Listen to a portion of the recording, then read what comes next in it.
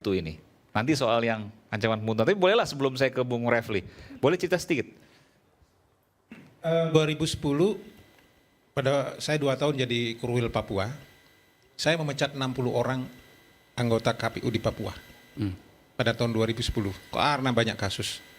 Jadi di situ kejadian mungkin hari ini masih terjadi ya. Uang kemahalan. Jadi kalau orang mengangkut surat suara itu kan biasanya dari Jakarta dapat tambahan uang kemahalan itu. Itu dikorup semua ini. Berapa nilainya? Besar. Temuan inspektorat, oknum polisi, oknum tentara dapat bagian itu. Kalau total berapa semuanya itu? Di satu tempat itu Puluhan bisa sampai miliar? 2,5 miliar. 2,5 miliar. Hanya satu kabupaten. Karena Satu dia kan kabupaten. bergerak pakai pesawat. Ke sana segala macam. Uang kemahalan itu dibagi-bagi.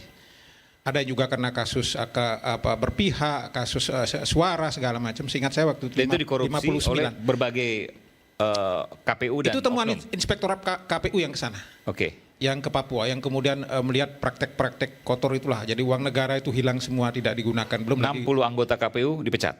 Akhirnya waktu itu kita usulkan dipecat dan memang kemudian berganti, banyak yang berganti. Nah itu, gara-gara itu kemudian marahlah mereka gitu. Marahlah mereka, dikejar saya ke sana kemarin sampai pakai panah itu. Saya langsung di-exit dari Bandara Sentani keluar Papua. Begitu kita waktu itu berangkat ke Yahukimo, masih pada pesawat di Papua cerita yang lain, bersama Kapolres tempat, naik pesawat yang isinya cuma 4 orang itu. Pesawat kita nggak bisa landing di bandara, pesawat kecil itu. Oh di bawah masanya sudah bawa tombak segala macam, nggak jadi kita balik lagi. Nah, ini banyak cerita menarik soal itu. Tapi jangan dulu, biar yang lain dapat bagian bicara. Jadi saya mau tanya bahwa menjadi KPU itu pasti luar biasa. Bukan hanya soal Kalau kita suap, tapi juga bertanggung ancaman. jawab, maksud saya begini, kalau kita bertanggung jawab dengan tugas dan melindungi anak buah ada di depan, tidak cari aman, memang harus siap menerima resiko. Seperti di Bola Mungdo pakai helm polisi itu di batu berhamburan begitu. Pada waktu kita mau mengamankan KPU yang sudah mau digasak-gasak di situ sama massa begitu, kita ada di depan di panggung. Saya datang dari Jakarta untuk bereskan ini, Anda percaya? Tapi massa sudah marah kan ditimpukin sama batu kita. Untungnya kita dipakai pelindung. Tapi akhirnya mereka bisa. Kalau kemudian mau jadi pejabat, aman-aman saja. Mau di bawah, mau ribut, mau apa kita nggak mau tahu ya fine gitu. Tapi kalau kita bertanggung jawab, ada di depan untuk menyelesaikan persoalan itu dulu. Yang sekarang agak beda kan, agak lain bahasanya. Karena anaknya presiden ikut kontestasi. Akankah ada perbedaan atau sama saja dengan pemilu-pemilu sebelumnya? Sekarang aja memang sudah beda banget dan suasana kebatinannya pemilu ini hari. Karena karena kekuasaan ikut bermain dalam proses pemilu sekarang ini. Diakui atau tidak. Begitu kan, suasana kebatinan itu sangat terjadi. Terutama kalau kita mau jujur, saya pribadi kalau mau jujur kan triggernya di 90 itu sebetulnya. Putusan 90 MK? Iya. Itu sebetulnya katakanlah lokomotif ledakan awalnya dari sana yang kemudian membuat semua jadi ikut terbakar. Kalau tidak ada proses itu, apa yang terjadi dengan 90 itu? Tidak hanya di luar kebakaran kok. Kompornya sendiri meledak ya. Kalau kita bilang Mahkamah Konstitusi kompornya sendiri juga meledak loh. Ribut di dalam, akhirnya kita juga ikut kena cipratan api dari kompor yang meledak itu semua. Yang akhirnya mohon maaf, kawan-kawan saya di Mambonjol ini dalam tanda kutip sekarang kan sebetulnya korban gitu juga. KPU ini? Oh iya, Korban? salah satunya korban karena regulasi yang kacau ini kemudian mereka kan dihadapkan pada risiko-risiko yang hanya apakah karena tekanan segala macam serba salah. Coba tidak ada Kenapa nggak katakan korban? Kan kalau seandainya mereka seperti Anda, kacamata kuda, jalankan, nggak ada masalah. Saya balik. Kalau tidak ada kompor meledak di 90, apa mereka akan ikut kena api? Enggak toh. Nah, saya mau mengatakan bahwa mereka juga bagian dari korban. Teman-teman saya sekarang yang Mereka takut maksud Anda? Ketakutan? Tidak, maksud saya kalau ada kekhawatiran? tidak. Yang saya ingin katakan, kalau tidak ada kasus itu, apakah mereka akan ribet? Tidak ribet toh. Karena tensi politiknya sangat tinggi. Tetapi begitu kasus ini kemudian pindah ke Imam Bonjol dan mereka kemudian harus jadi pemadam kebakaran, maka dinamika itu bergeser ke Imam Bonjol. Inilah pertanyaan saya, kenapa harus jadi pemadam kebakaran? Padahal kalau mereka melakukan sesuai dengan aturan kan bisa saja. Gesekan, Apa yang membuat gesekan politiknya tinggi betul, Bung. Gesekan politik? Iya, Maksudnya? tidak bisa ansih soal hukum ketika bicara urusan pemilu. Misalnya? Ya kalau kita bicara soal misalnya dinamika yang terjadi ada di dalam sekarang ini pasti kan kalkulasi politik juga ikut berhitung toh. Apakah risiko yang saya terima, apakah tekanan feeling saya dengan pengalaman saya selama ini, tekanan telepon segala macam yang luar biasa. Tekanan telepon Ya, oleh pejabat. yang luar Diakui biasa. atau tidak? Oke, itu intuisi Anda ya? Intuisi saya. Oke. Kalau saya sih memang kalau cerita-cerita Pak Putu tadi menarik dan itu pasti sesuatu yang terjadi mungkin dalam pengalaman Pak Putu, tapi tidak ada hubungannya dengan Pilpres sekarang ini. Tidak ada. Yang tadi suara cerita-cerita ketika jadi anggota KPU. Oh iya, dan ya itu sekali. belakangan. Urusan belakangan. Tapi tadi saya urusan tanyakan, pileg dan sebagainya. Apa yang membedakan Tapi kalau sekarang dengan sebelumnya? urusan yang tadi putusan MK 90 itu saya lihat sendiri Pak Mahfud bicara jauh sebelum ada putusan 90. Siapapun nanti yang menang pasti digugat di MK.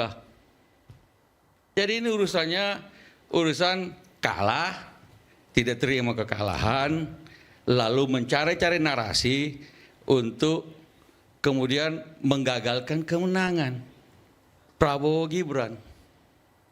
Lalu seakan-akan mengabaikan keinginan mayoritas rakyat Indonesia untuk memilih Pak Prabowo sebagai Presiden Republik Indonesia.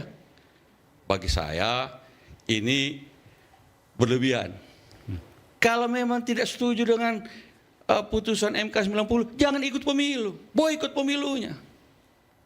Tapi kan tidak boikot pemilunya, ikut tetap karena masih berharap menang. Saya tahu juga bahwa teman-teman yang jadi dapur politiknya penasihat politik 01, 03 semua berspekulasi. Oh bagus kalau Gibran diloloskan. Kenapa? Ada alasan ada amunisi lagi kita untuk menyerang Prabowo. Bagaimana caranya sehingga kemudian elektabilitas Prabowo ditarik turun oleh Gibran. Sehingga mereka tidak boikot itu pemilu. Yang dilakukan ikut pemilu terus, ikut debat bersama-sama, debat dengan Gibran. Karena pikirannya di debat itu gampang ini, anak kecil bisa kita kalahkan, kita makan habis-habis di waktu debat. Ternyata enggak juga.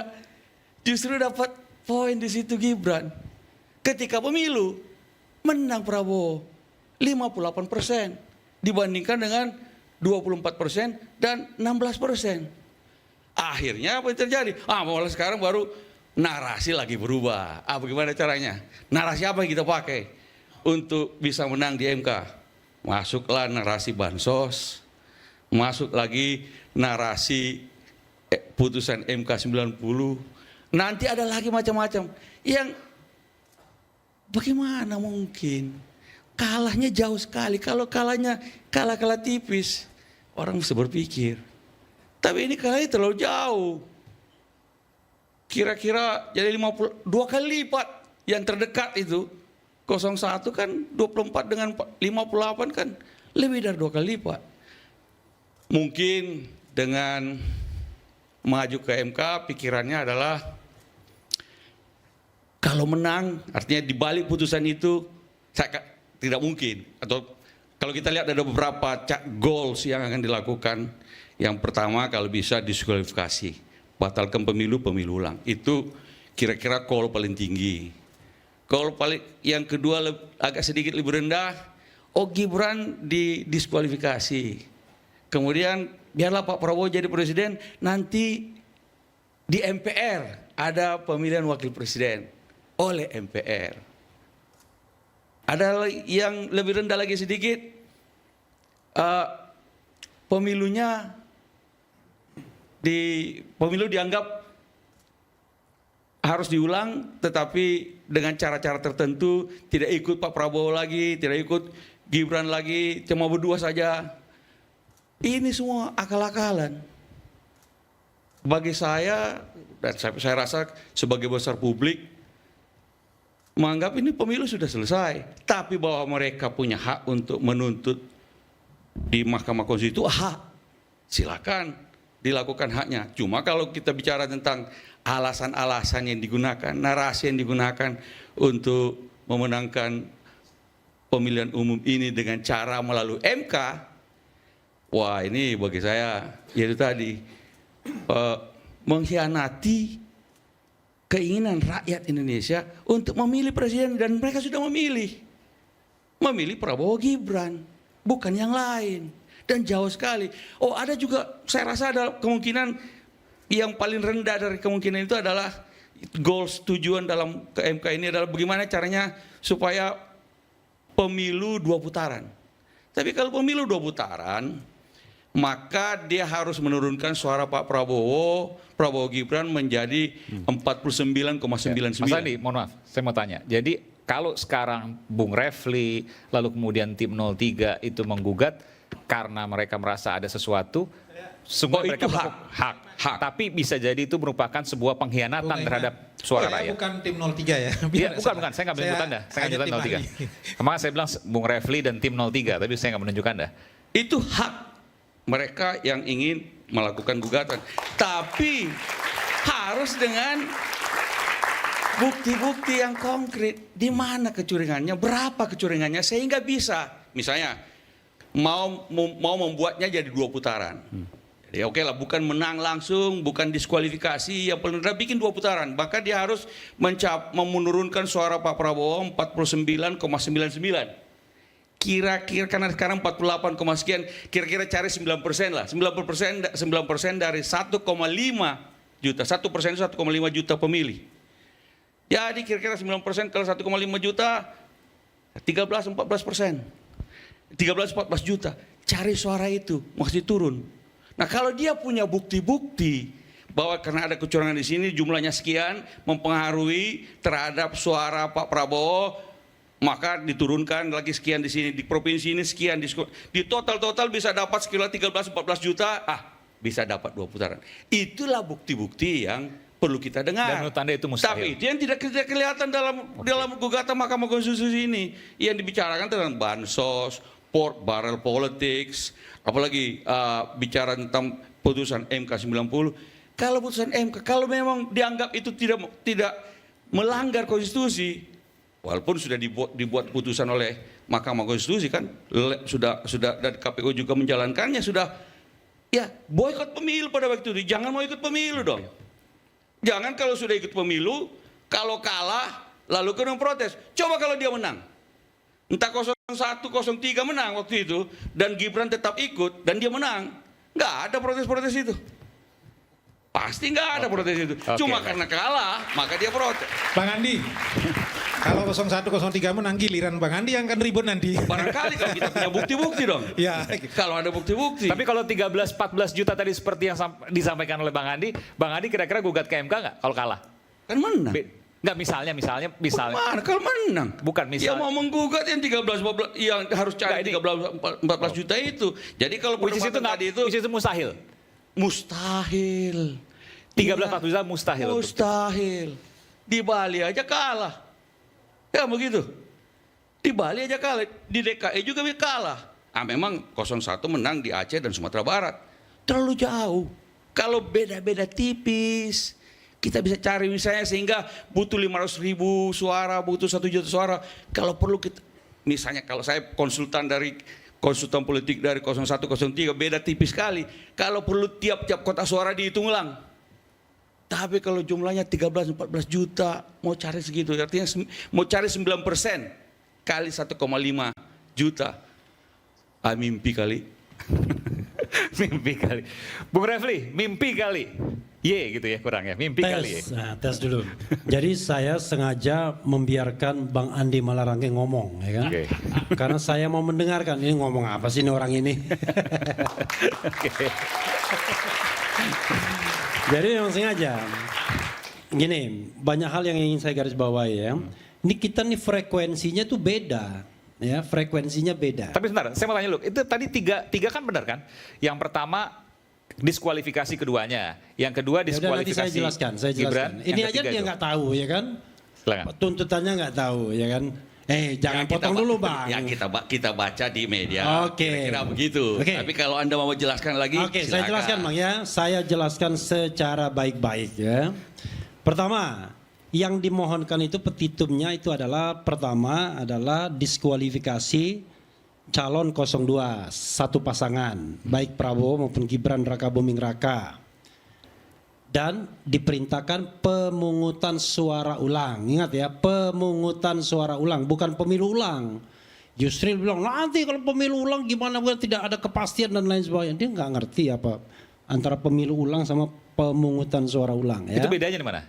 Ya beda lah. Lokal dan kalau nasional. pemilu itu satu rangkaian. Oke. Ya kan, sampai nanti pelantikan itu pemilu. Tapi kalau pemungutan suara ya nyoblos itu. Walaupun di seluruh Indonesia, misalnya. Iyalah, seluruh Indonesia. Oke. Dan untuk cawapres saja misalnya begitu, tidak termasuk pileg.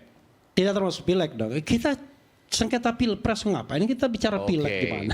Jadi PSU pileg itu ya bedanya. nanti. Nggak, biar jelas ini, biar jelas. Pileg itu nanti setelah selesai pilpres di mahkamah nanti ada pilegnya juga kan.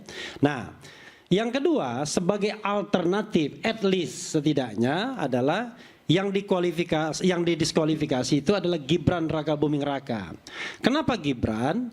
Karena ada alasan yang sifatnya pemenuhan syarat yang tidak terpenuhi. Yaitu ketika dia mendaftar itu PKPU-nya belum berubah, syarat 40 tahun itu masih ada di PKPU, dan PKPU itu adalah sebuah tindakan administratif prosedur untuk mendaftar.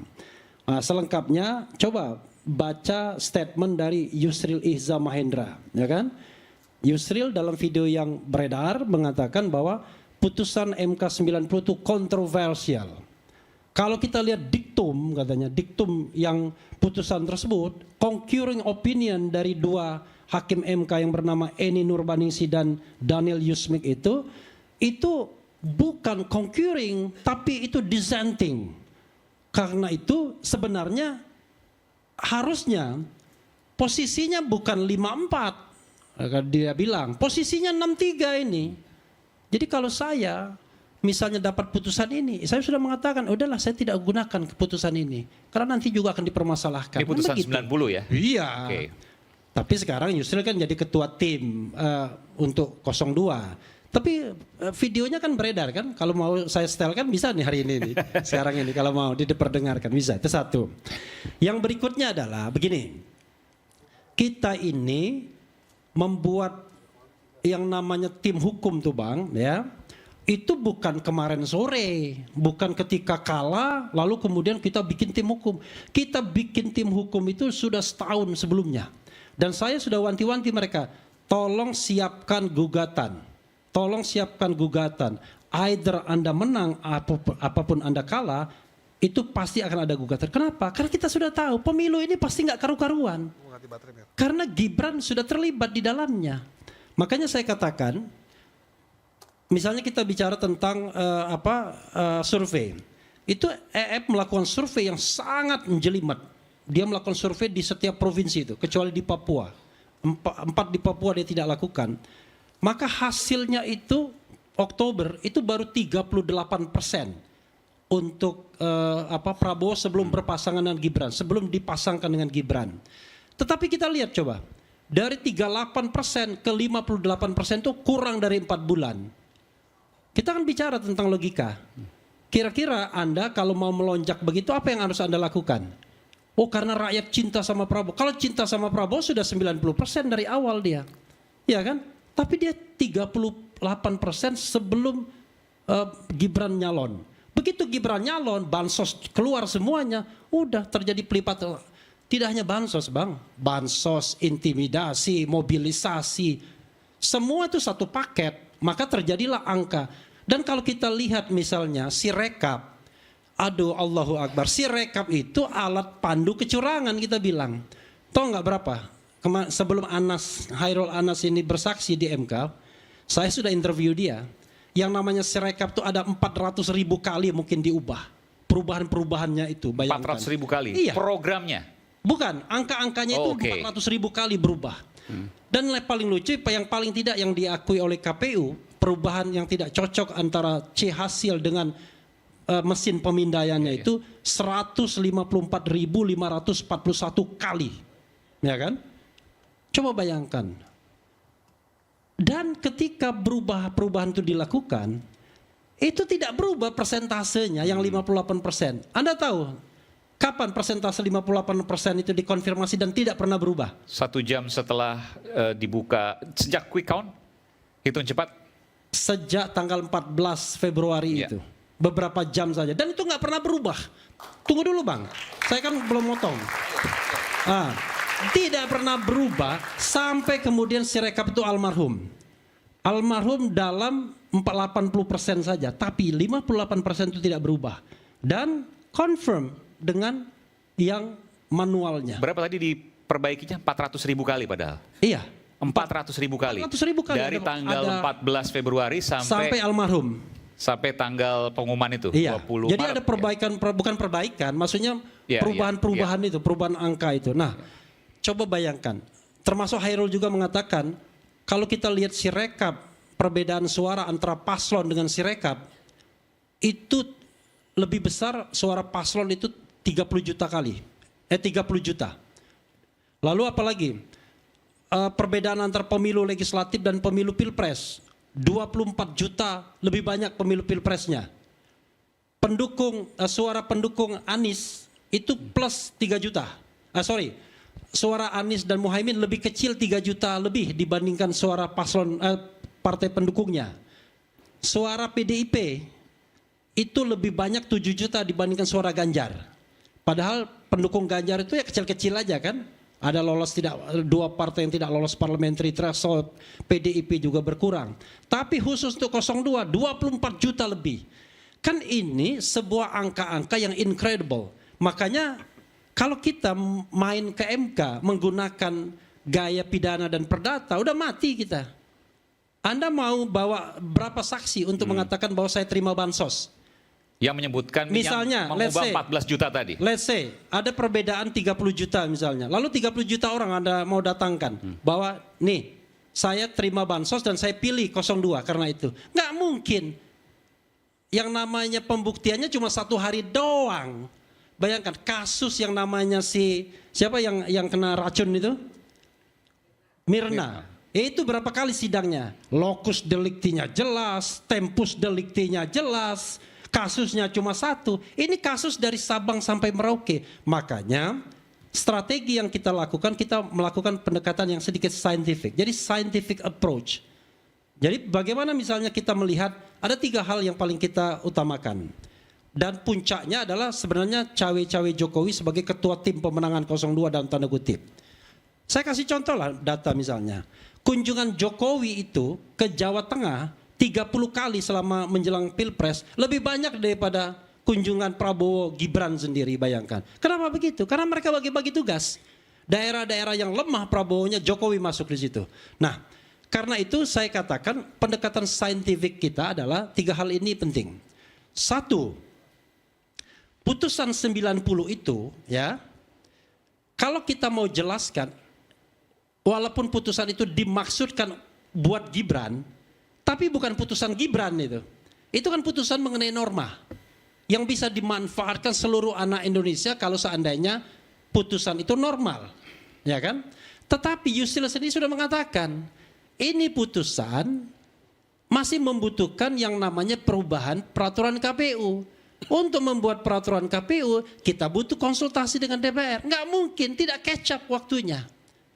Apa yang dilakukan KPU yang terkonfirmasi di persidangan? 2 hal. 1, dia bikin surat edaran, mengundang, tolong dong, yang mau daftar silakan. Yang kedua, dia coba bypass ke Dirjen Perundang-undangan untuk PKPU itu disahkan, diundangkan sebelum adanya konsultasi DPR. Itu terungkap dalam persidangan di DKPP yang kemudian diceritakan kembali oleh Patra MZ atau Arif Patrawijaya. Coba bayangkan, dari situ saja ini sudah melanggar azas mandiri independen bagi KPU. Pasal 22E ayat 5. Nah, sebentar dulu dong. Nanti ada silakan Anda ngomong sebanyak-banyaknya nanti, ya kan? Silakan ada sebanyak-banyaknya. Dipersingkat lagi, Bung Refli, silakan. Ya, karena itu saya katakan kalau kita mengikuti persidangan, saya agak berbunga-bunga sedikit kemarin, ya kan? Makanya saya bilang, saya hari ini bahagia. Sorenya dia bilang, saya hari ini bahagia. Kenapa? MK paling tidak mengapresiasi apa yang kita lakukan. Terbukti dia panggil 4 menteri tersebut.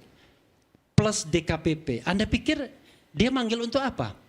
Dia memanggil untuk 1, mengonfirmasi uang bansos itu legal atau tidak. Makanya dia panggil Erlangga Hartarto dan Sri Mulyani. Dia akan panggil bagaimana uang bansos itu. Karena uang bansos itu ada 496,8 plus yang namanya automatic istilahnya adjustment yang 5% kementerian lembaga yang kemudian terkumpul 50 triliun. Itu di luar mekanisme, bahkan dikatakan itu melanggar undang-undang. Oke.